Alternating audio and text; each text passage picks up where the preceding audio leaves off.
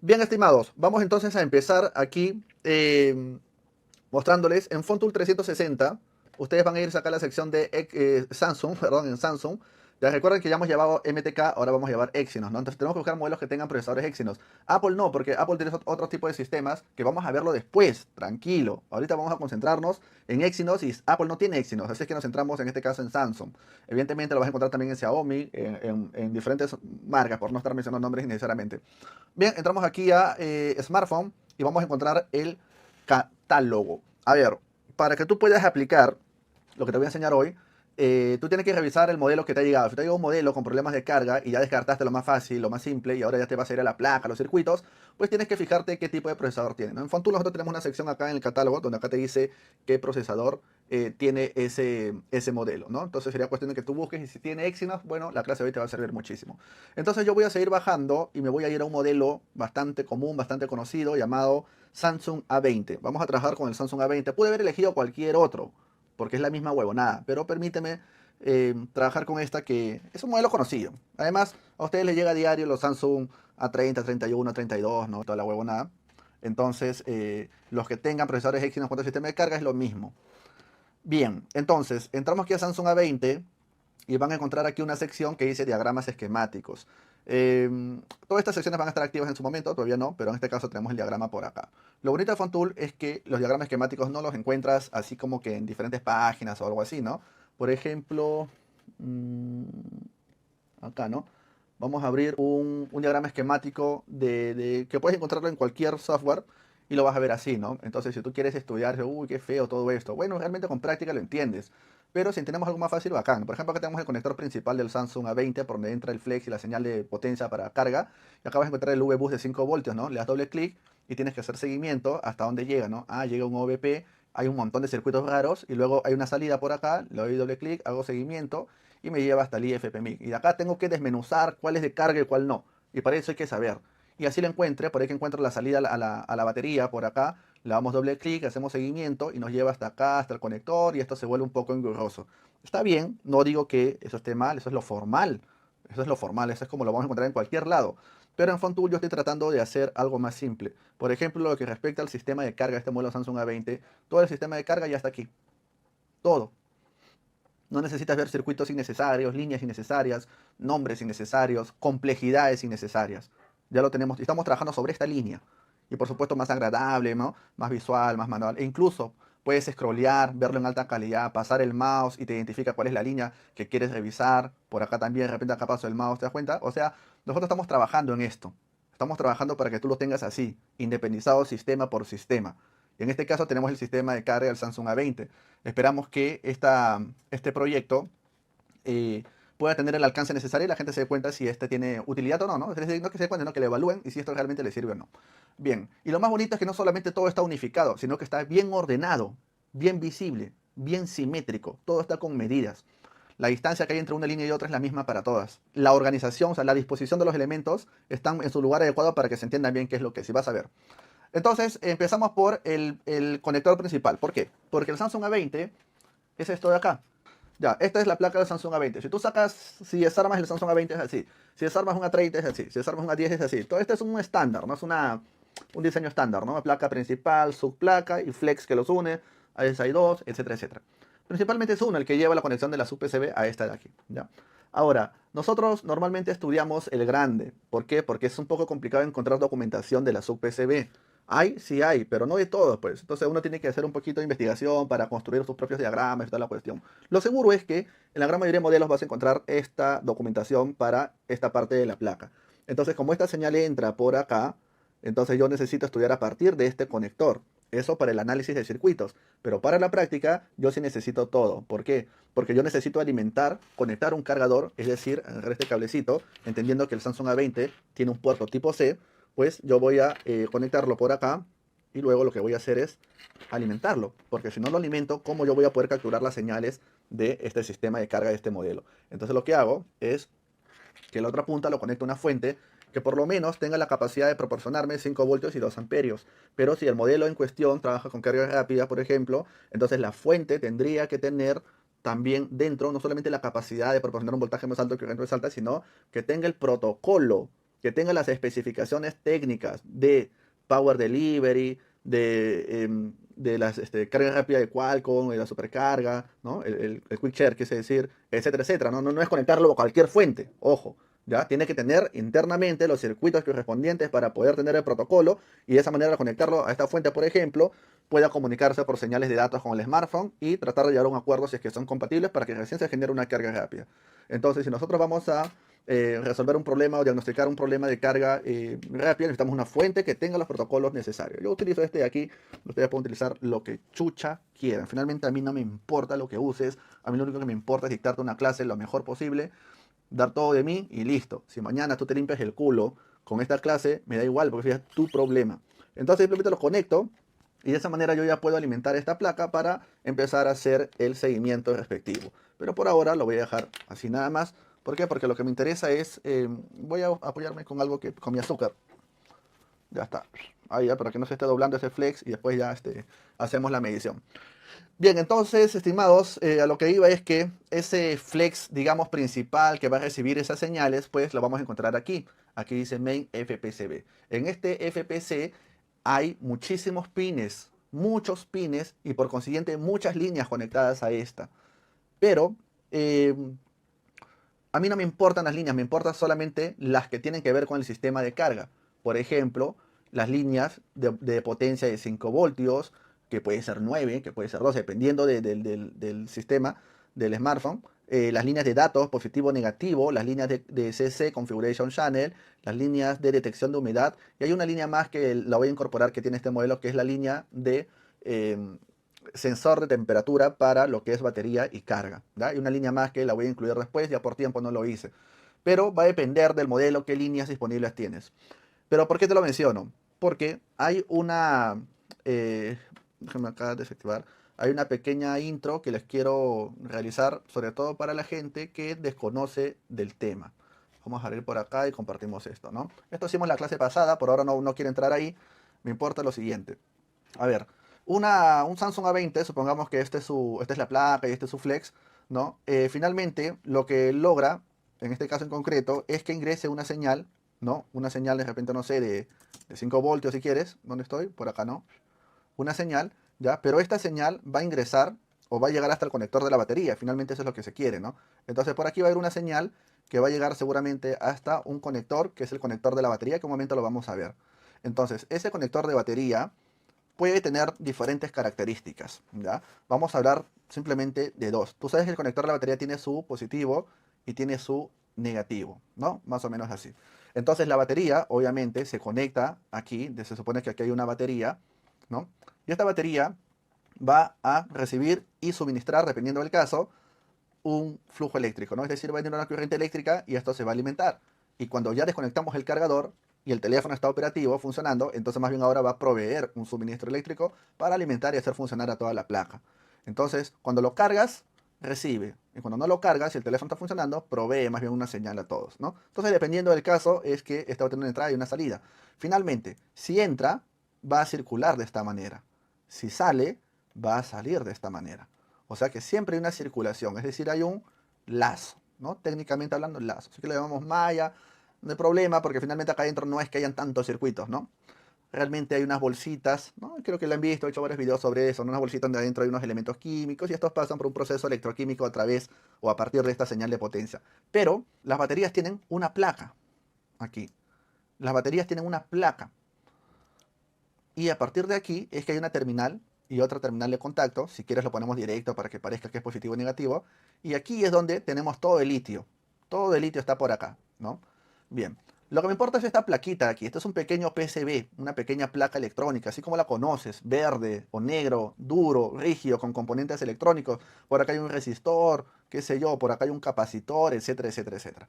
Pero vamos, cuando hablamos de sistema de cargas, hablamos de contextos en el que este sector, sea por parte de la batería o por parte de los circuitos que controlan la carga, haya mucha fluidez de corriente eléctrica, muchísima fluidez. Eso significa que va a tener este sector, en teoría, mayores niveles de temperatura que otros. Y eso no es bueno, porque si nosotros podemos considerar a grandes rasgos como algún tipo de enemigo en este sistema, esa es la temperatura. las altas temperaturas. Un teléfono se puede apagar, puede dejar de funcionar, puede dañarse por altas temperaturas. Es por eso que se requiere utilizar sensores de temperatura. Los sensores de temperatura básicamente son termistores, como unos resistores chiquitos, que trabajan con una resistencia variable que cuando reciben mucha temperatura varían su resistencia y notifican por medio de una señal al procesador o al circuito que esté controlando la temperatura en un sector dado. Entonces, normalmente tenemos un sensor de temperatura que puede estar por aquí, o podría haber, voy a cambiar el color mejor para hacer contraste, o podría haber, por acá podría haber uno, o de repente podría estar por aquí. Ahora, hablando de carga, si hablamos del procesador, digamos que aquí esté el AP, el procesador de aplicaciones, esta también tiene al lado o muy cerca de este un sensor de temperatura porque el procesador también, al procesar una gran cantidad de señales de datos, pues también genera temperaturas y se necesita un sensor para que no supere los intervalos mediante el cual el circuito puede trabajar con normalidad. Entonces, hay diferentes sectores importantes como el sistema de radiofrecuencia donde existen sensores de temperatura. ¿Por qué te menciono esto? Porque hablando de carga, que es lo que me interesa, el sensor de temperatura, si bien es cierto, puede estar aquí, o puede estar de repente por aquí. Pueden haber hasta dos, arriba y abajo, pero a veces el sensor se encuentra aquí adentro.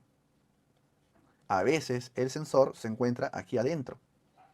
Entonces, significa que necesitamos alguna línea adicional que puede entrar por este puerto y conectarse y comunicarse con este sensor.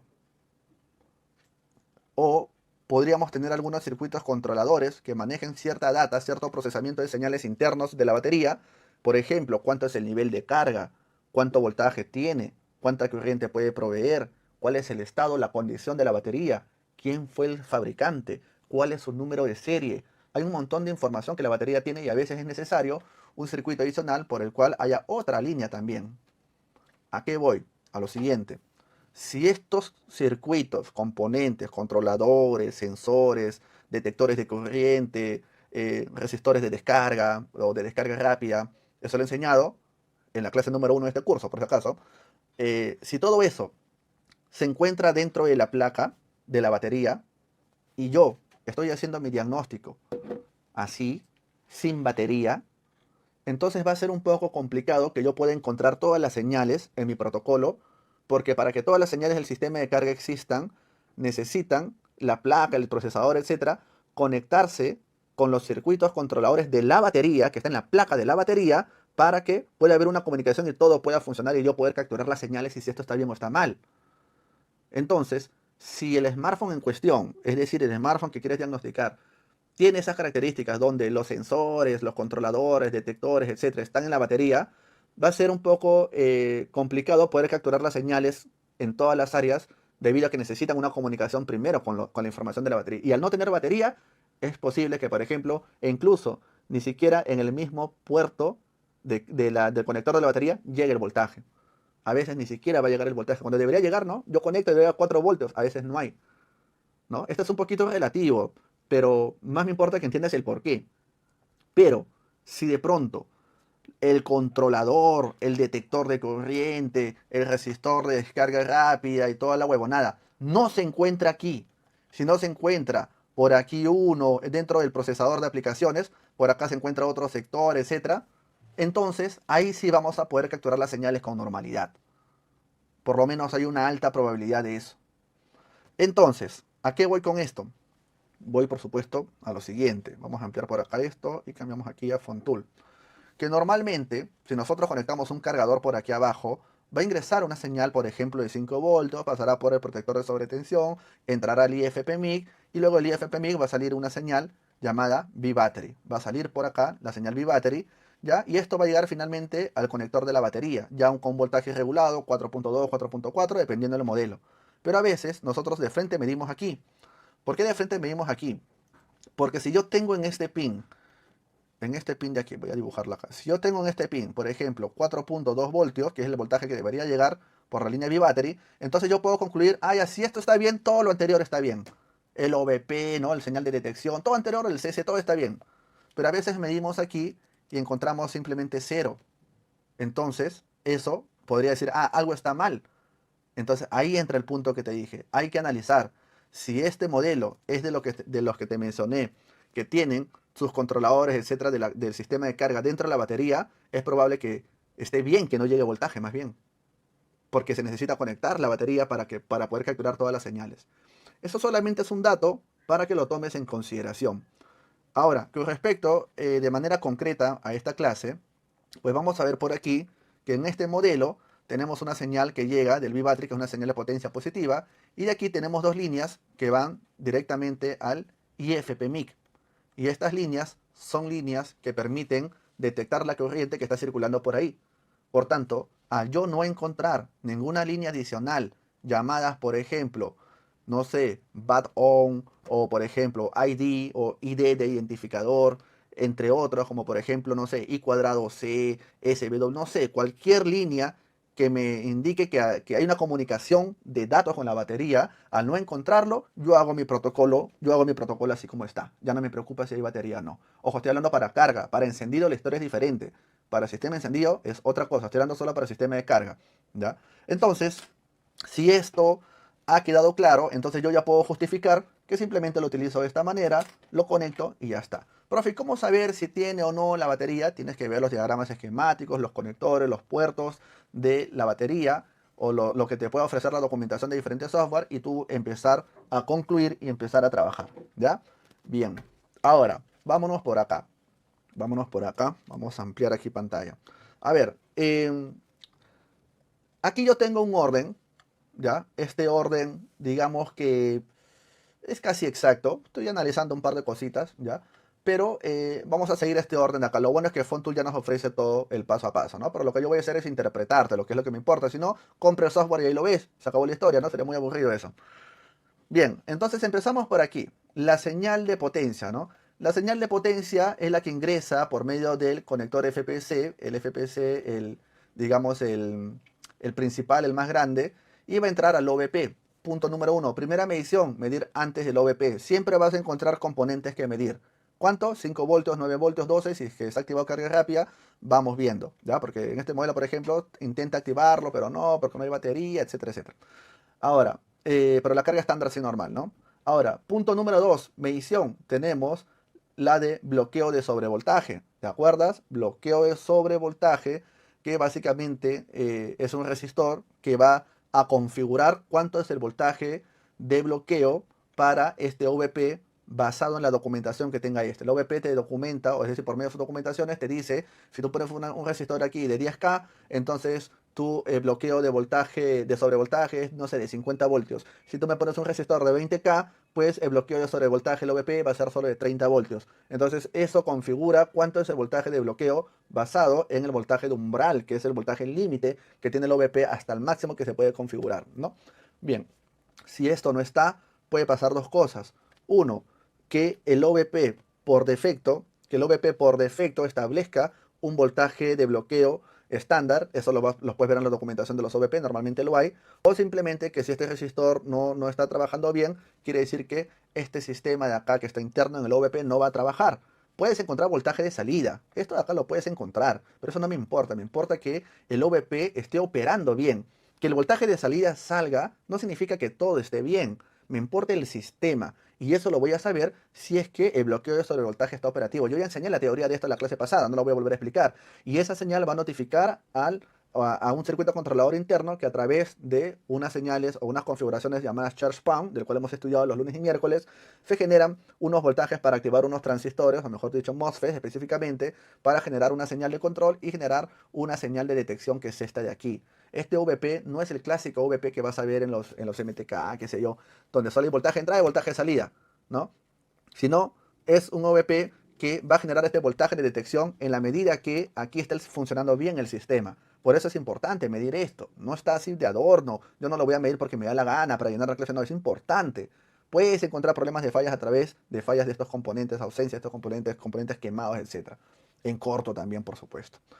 Y si todo está bien, entonces esta señal de detección es la que va a notificar al IFPMIC y le va a decir al IFPMIC que el OVP está totalmente operativo y si pasa cualquier cosa en la parte de abajo el OVP va a funcionar y va a bloquear. Así es que es una forma de decirle al IFPMIC y el IFPMIC trabaja con tranquilidad. Acá abajo está todo bien. Pero si algo no está bien abajo, como te había mencionado, no hay señal de control, no hay voltaje sobre de este bloqueo de sobrevoltaje, el OBLO, si quieres, entonces esta señal de detección es posible que no se dé. Y si esta señal no llega al IFPMIC, no va a funcionar nada de este sistema de carga. No va a funcionar. Tú podrás medir aquí 4 voltios, no importa. La carga no trabaja con voltaje, la carga trabaja con voltaje y corriente eléctrica, sobre todo corriente eléctrica. Entonces tienes que tener mucho cuidado al momento de hacer nuestros protocolos. Profe, pero ¿cómo saber si hay corriente o no? Muy fácil, pe viejo. Tú agarras tu batería y lo conectas a la fuente. Si tú ves en tu fuente que solamente hay voltaje y no hay consumo, teniendo una batería conectada, entonces ya sabes por dónde puede estar una de tus sospechas. Tienes un teléfono totalmente armado, lo conectas a la fuente y te sale voltaje 5, 9, 12 voltios, pero no hay fluidez de corriente eléctrica, no hay consumo. Puede ser muchas cosas, ya sé, pero estoy en esta parte. Entonces, una opción podría ser que esta señal de detección no se esté generando. ¿Y por qué puede ser que no se esté generando? Porque puede ser que alguno de estos resistores no esté trabajando, no tenga su valor adecuado, esté quemado, esté en corto. Y tú creyendo que simplemente sacando el OVP y poniendo un OVP nuevo se va a solucionar. No va a haber señal de detección. No va a haber. Por último, si esta señal de control o la señal de sobrevoltaje en muchos modelos pasa esto, no está funcionando, ni siquiera va a haber el voltaje de salida. Ni siquiera va a haber esto, viejo. Ni siquiera. Entonces tú vas a decir, qué raro. A ver, vamos a medir. Vamos a medir por acá. A ver, ¿hay voltaje aquí? Sí, hay 5 voltios. ¿Hay voltaje en la salida? No. Entonces cambio de OVP. No, viejo, no es así. Eso hay que dejar solo para alguien que no ha estudiado, que no le importa esto, que siga cambiando su OVP. Sacas el OVP, pones uno nuevecito, no hay voltaje de salida. Otro OVP de repente vino fallado, no hay voltaje de salida, porque el problema está aquí. ¿Te das cuenta? Entonces, ¿cómo saber si eso no es el problema? Un pequeño tip sería, hay voltaje de entrada y no hay de salida. ¿Ya? Vamos a hacer algo bien bacán. ¿Qué tal si hacemos un puentecito al famoso? ¿Qué haces mirando videos gratis hoy? Paga, dame tu plata. Paga y yo te doy cursos. Tú me das plata, yo con esa plata me lo gasto en mis vicios, en mi vacilón, pero yo a cambio te doy un curso de calidad. Porque lo que acabas de ver es un pequeño pedazo de una de mis clases, de uno de mis cursos. Para que veas que cuando yo enseño me pongo serio. Acá en Facebook yo te podré publicar huevonadas, babosadas, como ahorita estoy sin polo, ¿no? Pero en clase soy serio, viejo. Así como me has visto. Ahí te dejo el link en la descripción. Ya no hay cursos en vivo, solamente cursos grabados. Ahí pide información para darte los precios. Y para esos cursos grabados hemos iniciado la promo de 2 matriculados, 2 personas, por un solo pago, adquieren los cursos cada uno de ellos. Por un único pago. Ya está. Ya está. Pide información. Y si te gusta FontTool, también pide información por ahí que te derivamos al WhatsApp de FontTool 360 que arrancamos el año 2025 con 100 modelos. Esa es la proyección y nos vamos con todo a partir del otro año. Ahí nos vemos, viejo. Y ya deja de ver videos gratis hoy. Paga. Saca la plata de tu bolsillo, de tu tarjeta y paga. O sea, huevón, pe viejo. Cha tu madre.